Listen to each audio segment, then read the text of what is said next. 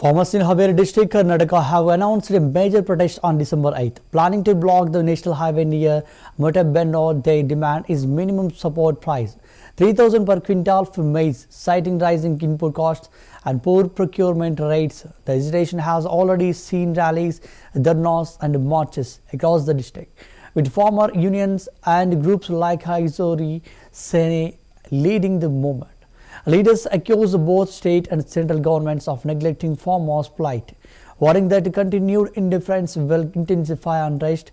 Religious leaders and community members have extended support, making the protest a significant regional issue. The highway blockade is expected to disrupt traffic and draw wider attention to the farmers' demands.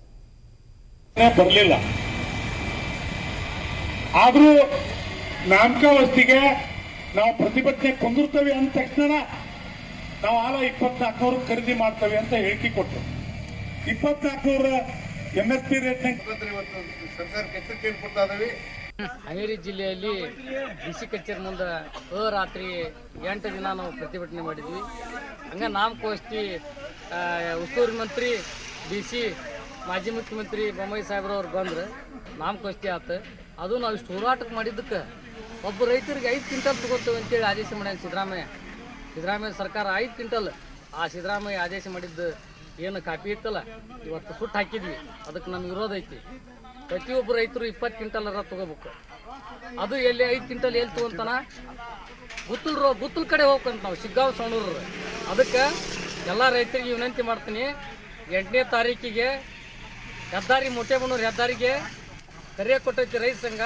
ಪ್ರತಿಯೊಬ್ಬರು ಗೊಂಜಾಳ ಇದ್ದಂಥ ರೈತರು, tractor ಇದ್ದಂಥ ರೈತರು ಎತ್ತು ಚಕ್ಡಿ ತಗೊಂಡು ಅಲ್ಲಿ ಮೊಟ್ಟೆಬಣ್ಣೂರು ಕ್ರಾಸ್ನ್ಯಾಗ ಅಡ್ಡ ಹಚ್ಚಿ ಸರ್ಕಾರಕ್ಕೆ ಬುದ್ಧಿ ಹೇಳತಕ್ಕಂಥ ಎಲ್ಲ ರೈತರು ಎಚ್ಚರಿಕೆ ಆಗ್ಬೇಕು. ನಿಮ್ಮ ಸ್ವ ಇಚ್ಛೆಯಿಂದ ಬರ್ಬೇಕು. 8ನೇ ತಾರೀಕು ನಿಮ್ಮ ಸ್ವ ಇಚ್ಛೆಯಿಂದ ಬರ್ರಿ. ಪ್ರತಿಯೊಬ್ಬರು ರೈತರ ಹೋರಾಟ ಮಾಡಕತ್ತೀವಿ.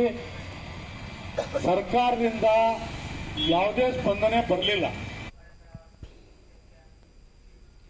US President Donald Trump has confirmed the death of